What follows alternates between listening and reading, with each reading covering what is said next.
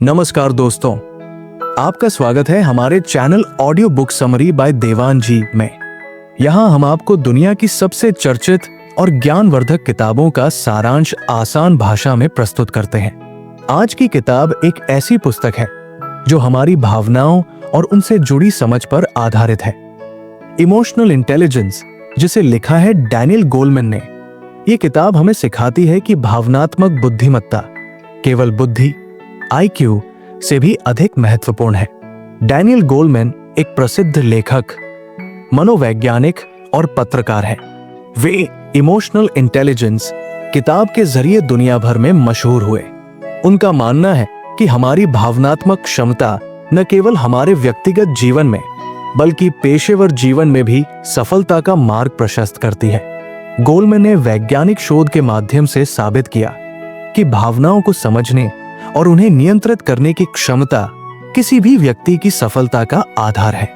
Emotional intelligence एक ऐसी किताब है जो ये बताती है कि कैसे भावनात्मक बुद्धिमत्ता EQ हमारी जिंदगी को प्रभावित करती है। ये केवल दिमागी तेजी IQ तक सीमित नहीं है। ये पुस्तक 5 मुख्य पहलुओं पर आधारित है। 1. आत्म जागरूकता, सेल्फ अवेयरनेस। 2.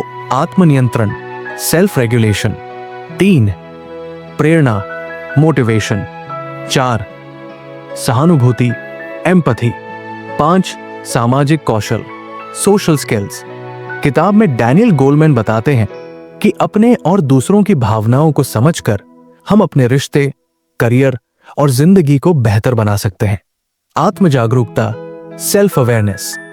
भावनात्मक बुद्धिमत्ता, इमोशनल इंटेलिजेंस या EQ वो क्षमता है जो हमें अपनी और दूसरों की भावनाओं को समझने, महसूस करने और उन्हें प्रबंधित करने में मदद करती है।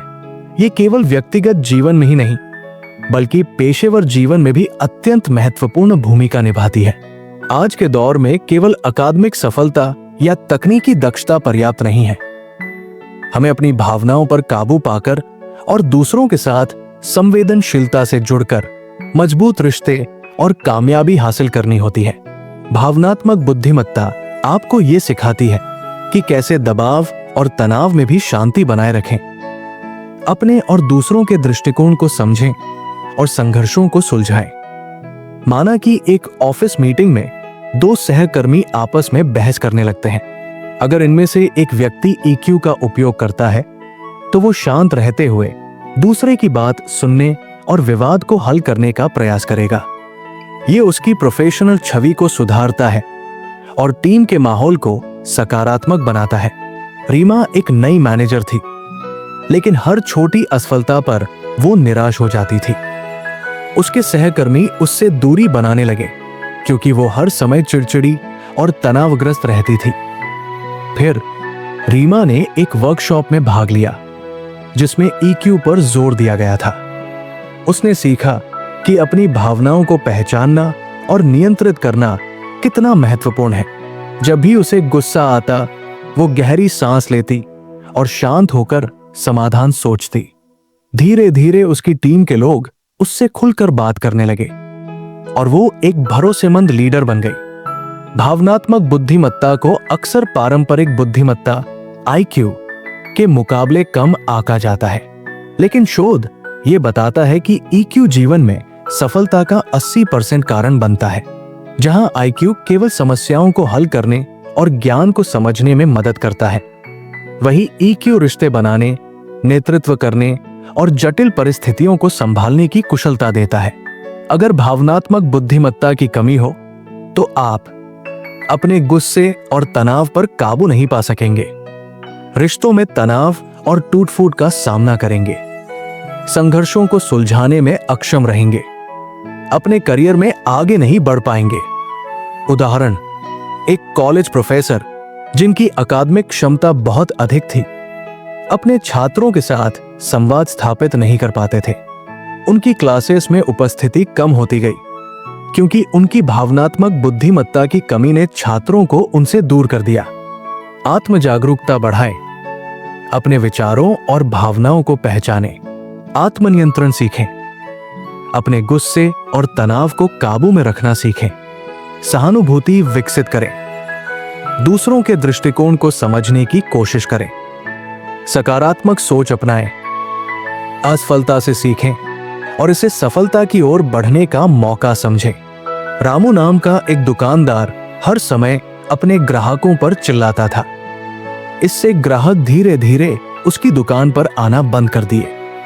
लेकिन एक दिन उसने भावनात्मक बुद्धिमत्ता पर आधारित एक सेमिनार में भाग लिया और समझा कि ग्राहकों के साथ अच्छा व्यवहार करना क्यों जरूरी है।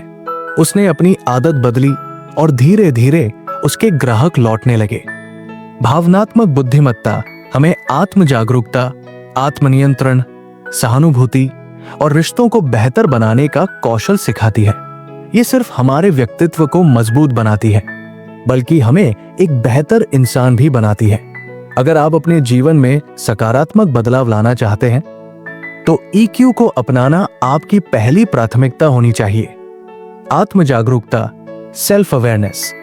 आत्म जागरूकता का मतलब है अपनी भावनाओं, विचारों और कार्यों को पहचानना और समझना। यह भावनात्मक बुद्धिमत्ता का पहला और सबसे महत्वपूर्ण स्तंभ है।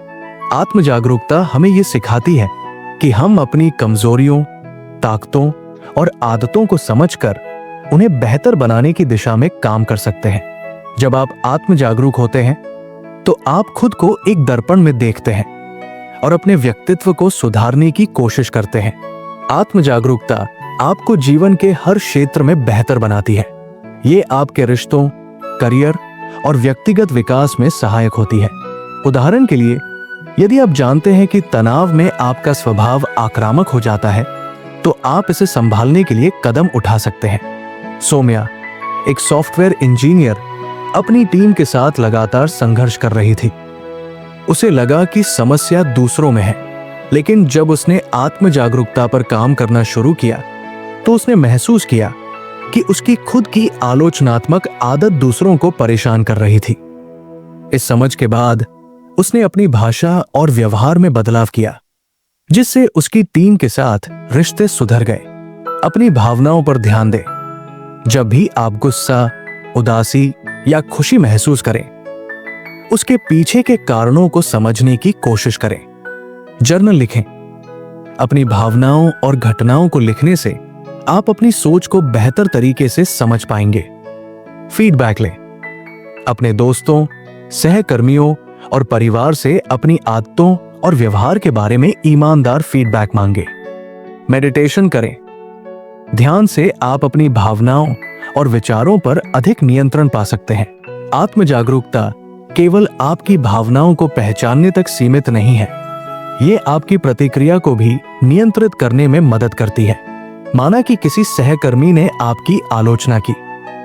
यदि आप आत्म जागरूक हैं, तो आप तुरंत प्रतिक्रिया देने के बजाय स्थिति को समझेंगे और सही कदम उठाएंगे।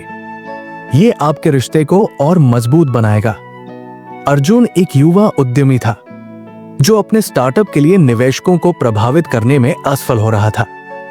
हर मीटिंग के बाद वो निराश होकर खुद को दोषी ठहराता था। एक दिन उसके मेंटर ने उसे आत्म जागरूकता पर ध्यान देने का सुझाव दिया। अर्जुन ने अपनी हर प्रस्तुति की रिकॉर्डिंग की और अपनी कमजोरियों को पहचाना।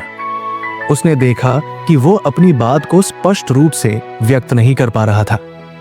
उसने अपनी प्रेजेंटेशन स्किल्स पर काम किया और अगली बार निवेशकों से मिलने पर उसने बड़ी सफलता हासिल की। आत्म जागरूकता आपको अपने निर्णयों को बेहतर बनाने, समस्याओं को हल करने और अपनी क्षमताओं को सुधारने में मदद करती है। यह आपको न केवल अपने भीतर झांकने का अवसर देती है, बल्कि अपने आसपास के लोगों के साथ गहरे और स्वस्थ संबंध बनाने का भी मौका देती है। आत्म जागरूकता एक ऐसा गुण है जो हर व्यक्ति के व्यक्तित्व को निखार सकता है। यह हमें यह समझने में मदद करता है कि हम कौन हैं और हमारे कार्यों का हमारे जीवन पर क्या प्रभाव पड़ता है। इसे विकसित करने के लिए आपको समय और प्रयास की आवश्यकता होगी, लेकिन इसके परिणाम हमेशा सकारात्मक और संतोषजनक होंगे। आत्मनियंत्रण, सेल्फ रेगुलेशन। आत्मनियंत्रण का मतलब है अपनी भावनाओं, इच्छाओं और प्रतिक्रियाओं को नियंत्रित करना, ताकि आप सही निर्णय ले सकें। ये भावनात्मक बुद्धिमत्ता का एक महत्वपूर्ण हिस्सा है जो हमें कठिन परिस्थितियों में धैर्य रखने और तर्कसंगत सोच अपनाने में मदद करता है। आत्मनियंत्रण का अभ्यास करके हम तनावपूर्ण परिस्थितियों में भी शांत और केंद्रित रह सकते हैं। आत्मनियंत्रण केवल व्यक्तिगत विकास के लिए नहीं, बल्कि रिश्तों और करियर में सफलता के लिए भी जरूरी है। ये हमें गलत फैसले लेने से बचाता है और दूसरों के साथ बेहतर संबंध बनाने में मदद करता है। उदाहरण के लिए, अगर किसी विवाद में आप गुस्से में प्रतिक्रिया देने के बजाय सोच समझकर जवाब दें, तो स्थिति को शांत किया जा सकता है। ये आत्मनियंत्रण का प्रभाव है। बेहतर निर्णय क्षमता। आप भावनाओं से प्रभावित होकर जल्दबाजी में फैसले लेने से बचते हैं। रिश्तों में मजबूती। आत्मनियंत्रण के साथ आप दूसरों की भावनाओं का सम्मान करते हैं और विवादों को टालने में सक्षम होते हैं। तनाव प्रबंधन।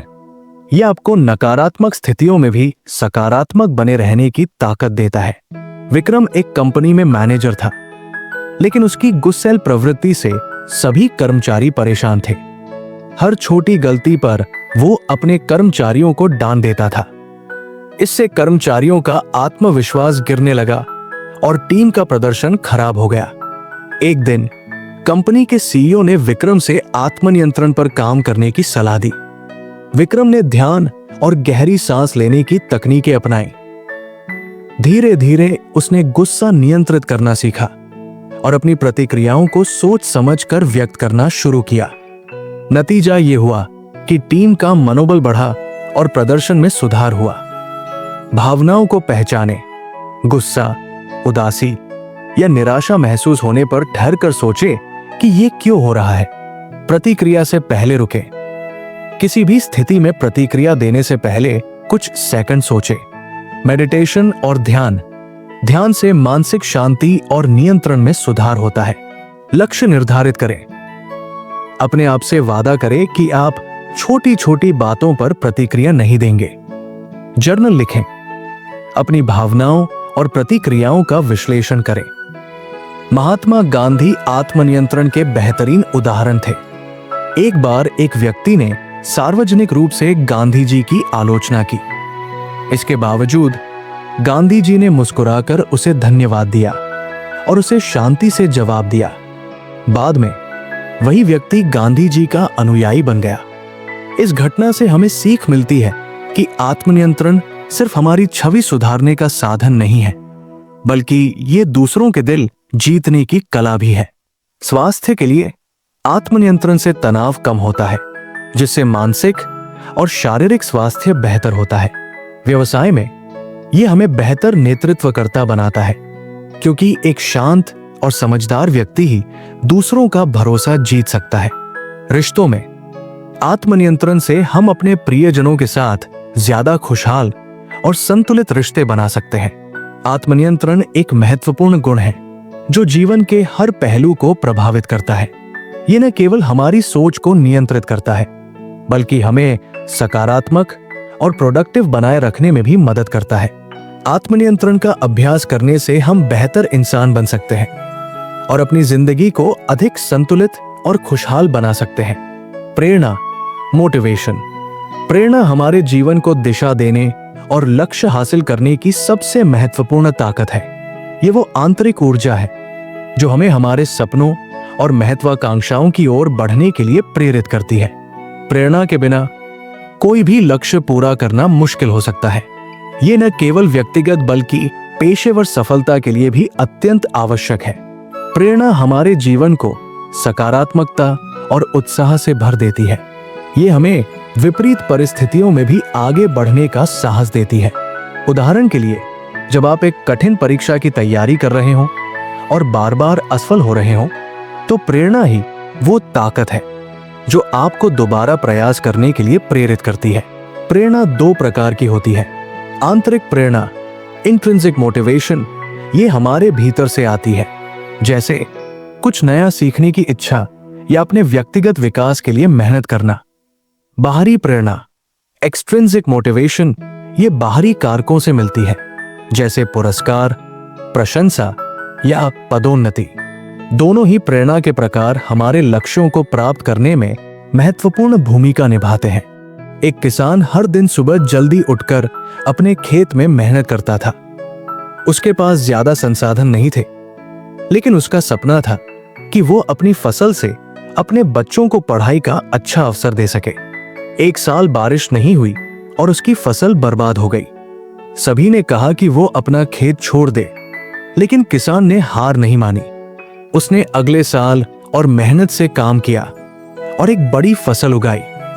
ये कहानी सिखाती है कि प्रेरणा ही वो शक्ति है जो हमें कठिन परिस्थितियों में भी हारने नहीं देती।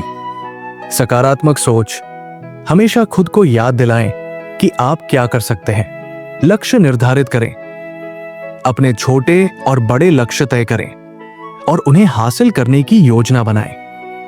रोल मॉडल, अपने जीवन में उन लोगों को देखें जिन्होंने अपने सपनों को सच किया है। खुद को पुरस्कृत करें, हर छोटे काम के बाद खुद को सराहें। अपने क्यों को समझें, ये जानें कि आप जो कर रहे हैं वो क्यों महत्वपूर्ण है। चुनौतियों को स्वीकार करें, मुश्किलों को अपने विकास का अवसर मानें। अच्छे लोगों के साथ रहें, ऐसे लोगों के साथ समय बिताएं जो आपको प्रेरित करते हैं। सीखते रहें, नई चीजें सीखने से आपका उत्साह बना रहता है। थॉमस एडिसन ने बल्ब का आविष्कार करने के लिए 1000 से अधिक बार प्रयोग किए। जब उनसे पूछा गया कि वो 1000 बार असफल कैसे हो सकते हैं, तो उन्होंने कहा, मैं असफल नहीं हुआ, मैंने 1000 ऐसे तरीके खोजे जो काम नहीं करते। ये उनके प्रेरित होने की ताकत थी जिसने उन्हें सफल बनाया। प्रेरणा न केवल आपके लक्ष्य तक पहुंचने में मदद करती है, बल्कि आपकी सोच और मानसिकता को भी मजबूत बनाती है। प्रेरणा के साथ आप अपने जीवन को पूरी तरह से बदल सकते हैं। प्रेरणा हर व्यक्ति के जीवन का मूल है। ये हमें बेहतर बनने, अपने डर पर काबू पाने और अपने सपनों को पूरा करने की ऊर्जा देती है। चाहे वो व्यक्तिगत हो या पेशेवर जीवन, प्रेरणा के बिना कुछ भी संभव नहीं है। अगर आप अपने जीवन में प्रेरणा बनाए रखते हैं तो आप निश्चित रूप से अपने सभी सपनों को हकीकत में बदल सकते हैं। सहानुभूति, एम्पैथी। सहानुभूति या एम्पैथी वो शक्ति है जो हमें दूसरों के दृष्टिकोण, भावनाओं और परिस्थितियों को समझने में मदद करती है। ये भावनात्मक बुद्धिमत्ता का एक अनिवार्य हिस्सा है। सहानुभूति न केवल व्यक्तिगत रिश्तों को मजबूत बनाती है, बल्कि सामाजिक और व्यावसायिक जीवन में भी हमारी सफलता को बढ़ाती है। ये हमें दूसरों की समस्याओं को महसूस करने और उनके समाधान में मदद करने के लिए प्रेरित करती है। सहानुभूति का महत्व ये है कि ये हमें दूसरों के साथ गहरे संबंध बनाने में सक्षम बनाती है। ये केवल दूसरों को सुनने का मामला नहीं है, बल्कि उनकी भावनाओं को महसूस करने और उनकी स्थिति को समझने का प्रयास करना है। उदाहरण के लिए, जब कोई दोस्त परेशान होता है तो सहानुभूति हमें उनके दर्द को महसूस करने और उनकी मदद करने के लिए प्रेरित करती है। सहानुभूति हमारे मस्तिष्क के मिरर न्यूरॉन्स द्वारा संचालित होती है। ये न्यूरॉन्स हमें दूसरों के भावनात्मक संकेतों को समझने और उनके दर्द या खुशी को महसूस करने की क्षमता देते हैं। जब हम सहानुभूति दिखाते हैं तो ये न केवल दूसरों को अच्छा महसूस कराता है, बल्कि हमारे अंदर भी सकारात्मक ऊर्जा का संचार होता है। एक स्कूल में एक बच्चा हमेशा उदास और चुप रहता था। उसकी पढ़ाई भी खराब हो रही थी। उसके शिक्षक ने इसे समझने के लिए एक दिन उससे बात की। बातचीत के दौरान शिक्षक को पता चला कि बच्चे के माता पिता के बीच तलाक हो रहा है, जिससे वो मानसिक दबाव में है। शिक्षक ने सहानुभूति दिखाते हुए उसे प्रोत्साहित किया और उसका आत्मविश्वास बढ़ाने के लिए व्यक्तिगत तौर पर समय देना शुरू किया। धीरे धीरे बच्चा न केवल अपनी पढ़ाई में सुधार करने लगा, बल्कि खुश और आत्मनिर्भर भी बन गया।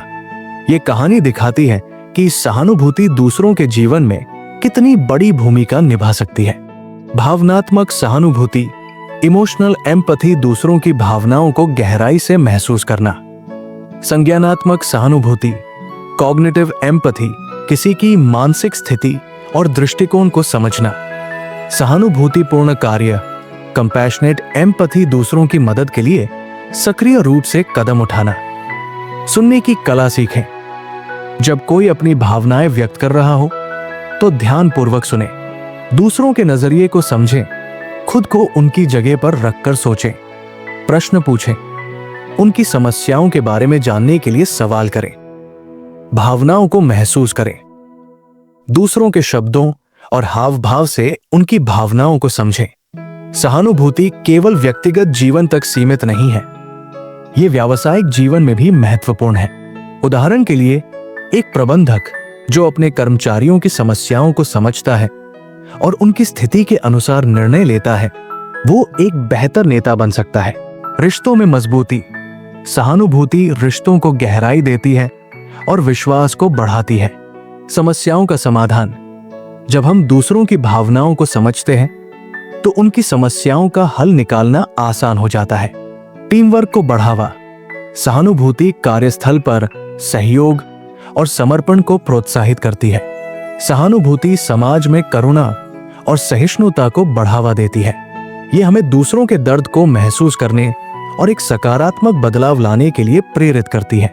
उदाहरण के लिए, एक व्यक्ति जो दूसरों की समस्याओं को समझता है, वो सामाजिक सेवा के माध्यम से उन्हें हल करने का प्रयास करता है। सहानुभूति मानवता का आधार है। ये न केवल हमें बेहतर इंसान बनाती है, बल्कि दूसरों के जीवन में भी सकारात्मक बदलाव लाने में मदद करती है। सहानुभूति दिखाने के लिए आपको केवल सुनने और समझने की आवश्यकता है। ये एक ऐसा गुण है जिसे अगर हर कोई अपनाए तो दुनिया एक बेहतर स्थान बन सकती है। सामाजिक कौशल, सोशल स्किल्स। सामाजिक कौशल का मतलब है लोगों के साथ प्रभावी और सकारात्मक तरीके से संवाद करना, उन्हें प्रेरित करना और सहयोग करना। यह भावनात्मक बुद्धिमत्ता का सबसे व्यावहारिक पहलू है जो हमारे रिश्तों को मजबूत बनाने, टीम वर्क बढ़ाने और समाज में एक प्रभावशाली भूमिका निभाने में मदद करता है। सामाजिक कौशल न केवल व्यक्तिगत जीवन में बल्कि पेशेवर जीवन में भी सफलता की कुंजी है। सामाजिक कौशल का मतलब केवल दूसरों के साथ बातचीत करना नहीं है, ये उन पर सकारात्मक प्रभाव छोड़ने और आपसी विश्वास कायम करने की कला है। उदाहरण के लिए, एक अच्छा नेता वही बनता है जो अपनी टीम के साथ बेहतर संवाद कर सके और उन्हें प्रेरित कर सके। संचार, कम्युनिकेशन, प्रभावी संवाद करना, चाहे वो शब्दों के माध्यम से हो या हाव भाव से। सुनने की क्षमता, एक्टिव लिसनिंग, केवल सुनना नहीं बल्कि समझने और प्रतिक्रिया देने की कला। सहयोग, कोलैबोरेशन, टीम वर्क में सक्रिय भागीदारी और योगदान देना। नेतृत्व, लीडरशिप, दूसरों को प्रेरित करना और उनके साथ जुड़ना। समस्या समाधान, कॉन्फ्लिक्ट रेजोल्यूशन, विवादों को सुलझाने की क्षमता। मोहित एक छोटे शहर का युवा था जिसने अपनी मेहनत से एक बड़ी कंपनी में नौकरी पाई, लेकिन शुरू में वह अपनी टीम के साथ सही तालमेल नहीं बना पाया। वो ज्यादा बात नहीं करता था और केवल अपने काम पर ध्यान देता था। एक दिन एक सहकर्मी ने उससे कहा, अगर तुम अपनी बात और विचार खुलकर व्यक्त नहीं करोगे तो टीम में काम करना मुश्किल होगा। उस दिन के बाद मोहित ने अपने सामाजिक कौशल को सुधारने पर ध्यान देना शुरू किया। उसने टीम के साथ बातचीत करना, उनकी समस्याओं को सुनना और अपने विचार साझा करना शुरू किया। धीरे धीरे वो अपनी टीम का प्रिय सदस्य बन गया और कुछ सालों में प्रोजेक्ट मैनेजर बन गया।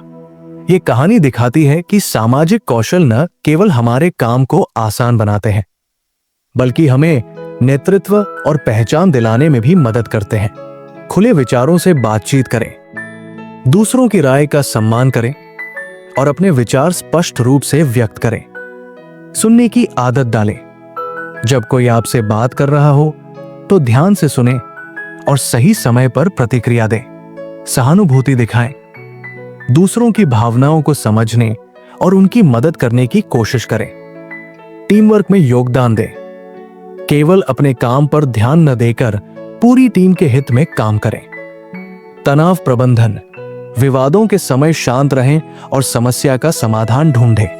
व्यक्तिगत जीवन में सामाजिक कौशल हमें दोस्तों और परिवार के साथ बेहतर संबंध बनाने में मदद करते हैं। पेशेवर जीवन में ये हमें सहकर्मियों के साथ अच्छे संबंध बनाने और नेतृत्व करने की क्षमता देता है। समाज में योगदान, सामाजिक कौशल से हम समाज में सकारात्मक बदलाव लाने के लिए प्रेरित हो सकते हैं। महात्मा गांधी का जीवन सामाजिक कौशल का एक आदर्श उदाहरण है।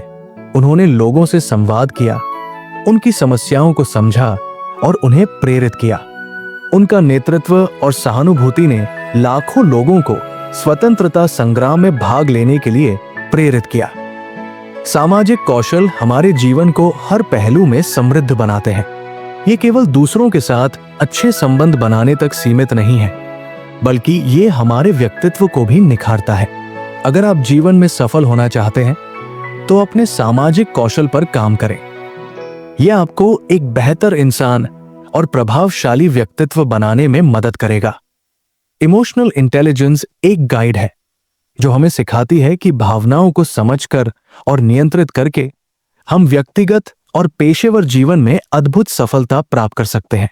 डैनियल गोलमैन की ये किताब हर व्यक्ति को पढ़नी चाहिए जो अपनी जिंदगी में सकारात्मक बदलाव लाना चाहता है।